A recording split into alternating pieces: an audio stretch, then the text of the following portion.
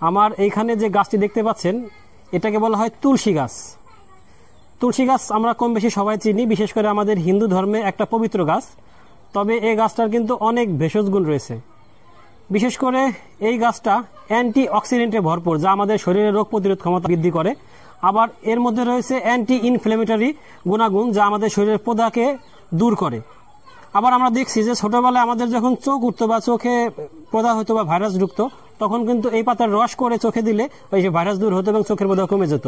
আবার কারো যদি ঠান্ডা, কাশি, শ্বাসকষ্ট হয়, সেক্ষেত্রে কিন্তু তুলসী পাতার চা খেলে বা রস খেলে কিন্তু তার এই ঠান্ডা, কাশি, এই শ্বাসকষ্ট কিন্তু দূর হয়ে যায়। আবার তুলসী পাতা যদি আমরা পান করি বা তুলসী পাতা খাই বা রস খাই, সেক্ষেত্রে আমাদের যে হজম শক্তি কিন্তু বৃদ্ধি পায়, আমাদের কোষ্ঠকাঠিন্য দূর হয়।